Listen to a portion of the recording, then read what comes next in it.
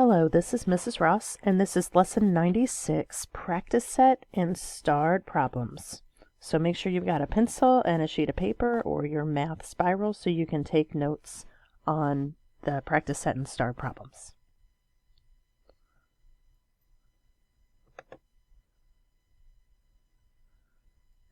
Okay, here we go.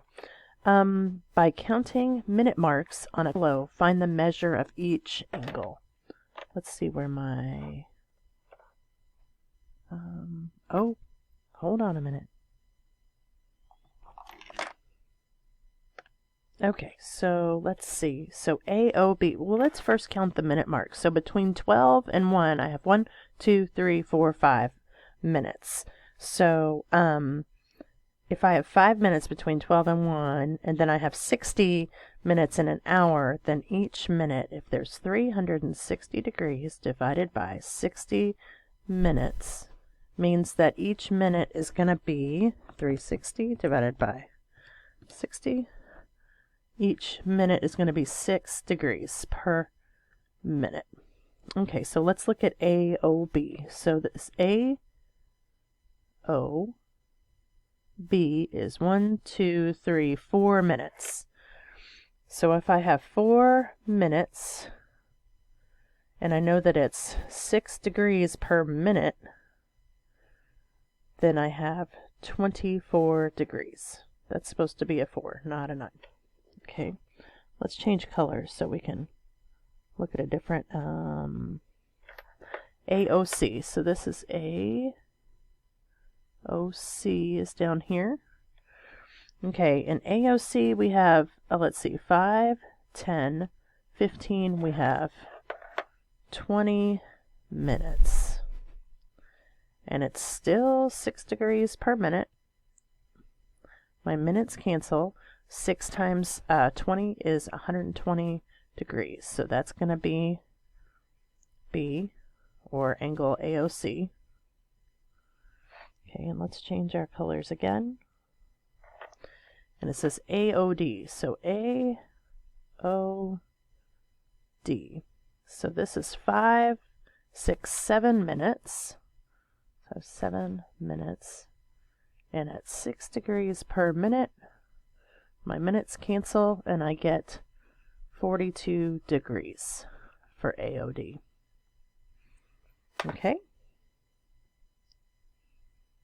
All right. Okay, so there's 2 parts to this lesson. There's the reading degrees, and we'll get to the protractor part, which is going to be a little tricky over a screen. And then there's what we call the distributive property. And that's what this is. And what happens here is we are distributing the x to everything inside the parentheses. So what I end up with is x times x.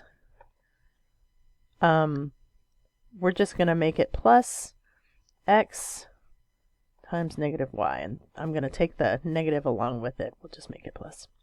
So x to the 1 times x to the 1 is x to the 1 plus 1, which is x squared, plus, and I have x to the 1, y to the 1. So those don't mix. So x, y, and that's going to be a negative.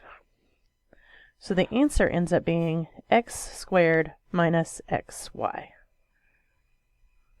That's the answer to D. This can be confusing for students. So if you're confused, let's just keep on going and make sure that you're taking notes. So negative 3 times 2x and negative 3 times negative 1. So let's see what that has. Negative 3 times 2x plus negative 3 times negative 1. So I have a negative times a positive here, so I know that's going to be a negative. 3 times 2 is 6, and the x is going to hang out. Plus, I have a negative times a negative here. Negative times a negative is a positive 3. So I end up with negative 6x plus 3. Okay. All right. Here we have a negative x that I'm going to be distributing. So I have negative x times x. Remember, these have a little invisible 1 at the top, plus negative x times negative 2. So x to the 1 times x to the 1, 1 plus 1 is 2.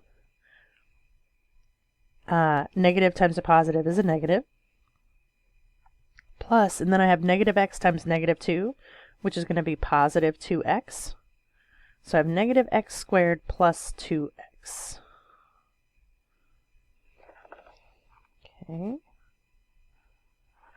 Okay.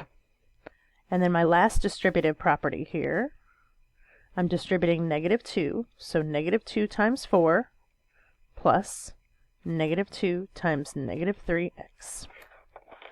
So negative times a positive gives me a negative 8, plus a negative times a negative gives me a positive 6x. So I have negative 8 plus 6x as my answer.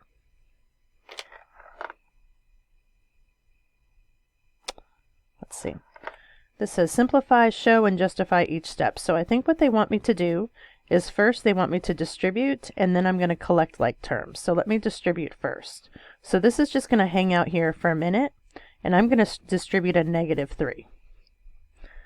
So negative 3 times x plus negative 3 times 2. This is negative 3x, and then negative 3 times positive 2 gives me negative 6. So now I'm going to bring everything else down. 2x plus x squared. And I can combine the 2x minus 3x. So that gives me, let me bring this over here, x squared. 2 minus 3 is negative 1x minus 6. Okay. Same thing happens here. I'm going to do the distributive part first. This is just going to hang out for a minute. So I have negative 3 times x plus negative 3 times negative 2. So this is negative 3x plus, and negative times a negative is a positive, so that's 6. This is going to come down, x squared minus 2x, and then I can combine this. Minus 2x minus 3x is going to give me x squared minus 5x plus 6.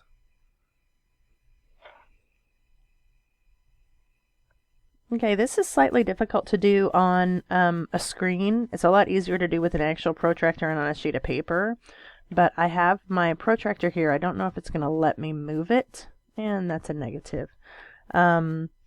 So in theory, I would be able to move it and take the measure of the angles.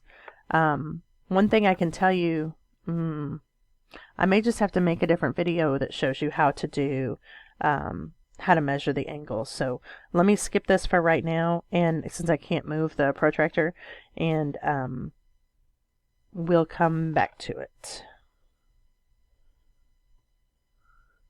Okay, start problems. If $12 can be exchanged for 100 yuan, I don't know what that is.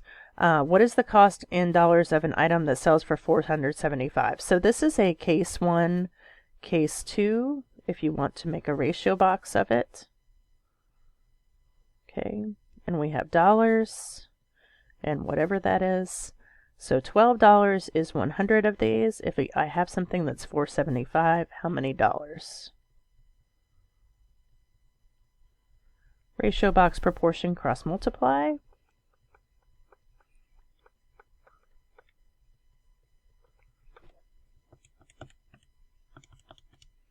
Okay, so this is 5,700 divided by 100 divided by 100, and x is equal to $57. That's a 7. Okay, let's change colors and do the next one. 60 is 20% or 20 per 100. Oh, less than what number? 60 is 20% less than what number? So we have a number. We have a number. And if we subtract 20% of that number, then we get 60. Okay. So let's see, 20x. 20 x is 6, 1, 2, 3.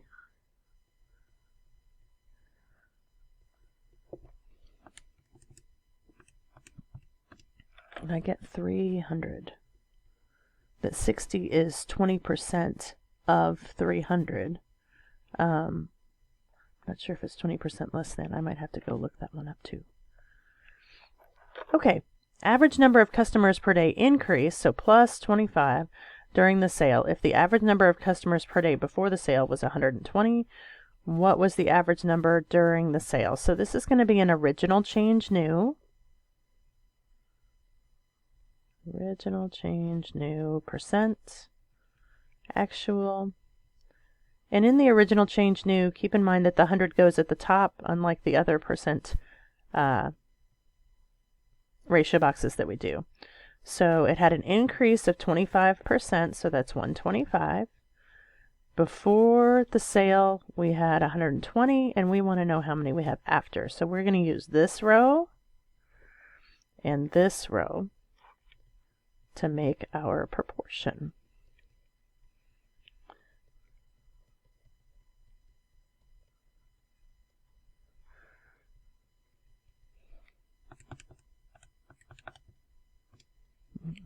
That's 1, 2, 3, and then we divide by 100. I'm kind of running into the next problem, and I get x is equal to, I get 150. Okay. Ralph has 48 square tiles that he wants to arrange into a rectangle. Here's an arrangement of 3 rows and 16 tiles. Describe an arrangement of 48 tiles that makes a rectangle with the smallest perimeter. Oh boy.